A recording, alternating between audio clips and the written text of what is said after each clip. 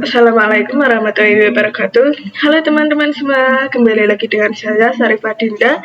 Pada kesempatan kali ini kita akan membahas bab yang kedua MTJNA, yaitu about router AS dan router bird. Nah, di sini pembahasan yang akan kita bahas yang pertama yaitu router AS dan router bird. Seperti yang sudah saya sebelumnya jelaskan, bahwa router AS ini merupakan software. Nah, di mikrotik ini ada dua, ada software dan juga hardware. Itu kalau hardware-nya itu lebih mengarah ke perangkat keras atau berbentuk fisik.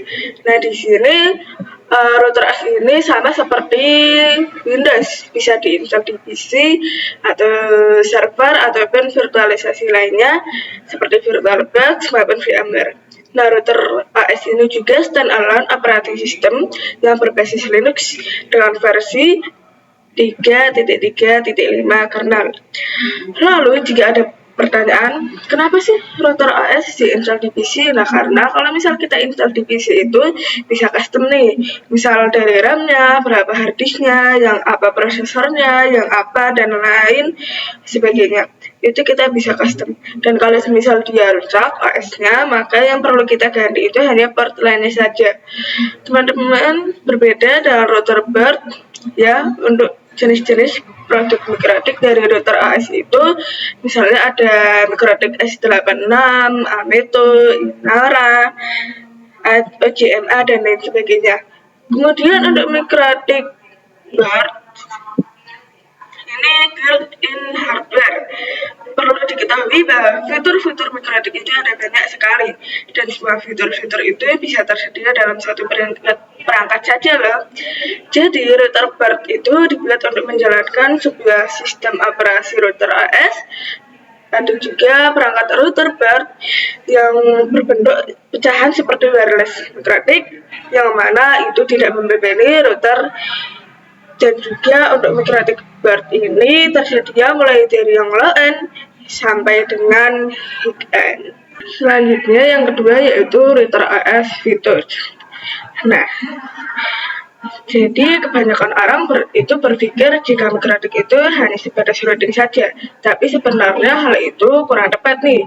Teman-teman, kalau ada implementasinya fitur mikrotik itu ada banyak sekali. Untuk fiturnya itu seperti wireless, kemudian network, routing, firewall, dana, QoS atau bandwidth management, kemudian point-to-point, kemudian user management dan juga tools. Dan fitur-fitur tersebut itu bisa ada dalam satu perangkat saja atau bisa juga berbentuk pecahan. Kita bahas untuk fitur wireless. Itu dulu, jadi wireless network ini sudah tertanam pada mikrotik saat ini. Wireless ada yang diperuntukkan untuk indoor dan juga outdoor. Contoh yang indoor itu ada seperti ini, cat wireless, kemudian untuk outdoor ada SXTSG mikrotik, kemudian ada juga LHGAG mikrotik dan juga Dynadis mikrotik. Kemudian untuk point-to-point itu ada seperti magnetic mikrotik dan juga man-built mikrotik, itu untuk yang point-to-point. Kemudian ada juga kemudian kita ke fitur routing, yang mana routing ini ada dua, yaitu dynamic dan juga static. Kemudian contoh dari dynamic itu misalnya seperti SPF, BGP dan lain sebagainya. Lalu untuk fitur firewall, yang mana firewall ini berguna untuk proteksi mikrotik agar aman ya. Dan NAT ini membuat klien dengan IP privat agar bisa ditranslate ke IP public. Kemudian untuk fitur QoS atau bandwidth management, yang mana QoS itu sendiri itu adalah quality of service, di mana ini mengatur bandwidth mikrotik kita. Lalu ada juga fitur PTP, point-to-point, daily ataupun VPN.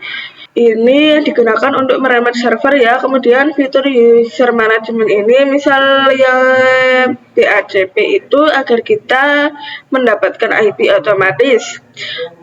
proxy hashpath yang memberikan portal autentikasi, lalu fitur terakhir ada sebagai tools. Ini mikrotik kita itu bisa digunakan untuk bandwidth test, kemudian touch, mapping, MRTG, dan lain sebagainya.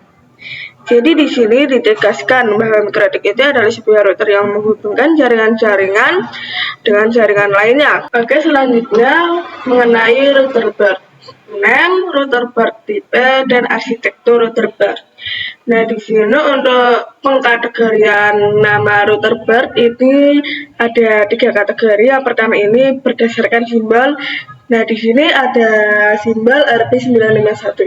RP ini artinya router BERT, kemudian angka 9 ini adalah seri atau kelas router, kemudian angka 5 adalah jumlah port Ethernet, dan yang angka 1 ini adalah jumlah slot wireless. Kemudian berdasarkan word. Berdasarkan word ini seperti pada pembahasan sebelumnya ada Minity, kemudian Groove, SXT, LHG, Dynadis, dan lainnya.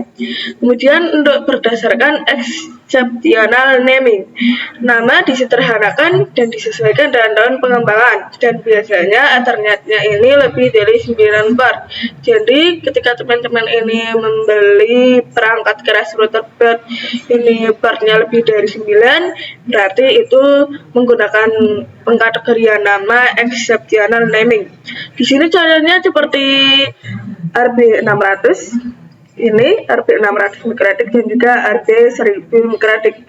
Kemudian untuk router BERT ini yang RB952 tadi seperti yang sudah saya jelaskan. Kemudian untuk EI ini merupakan fitur BERT-nya. Kemudian 5AC 2ND ini merupakan fitur wireless. Kemudian TC ini jenis casingnya. Nah, kemudian untuk arsitektur router BERT ini, arsitektur router BERT dibedakan menjadi berdasarkan jenis dan kinerja prosesor.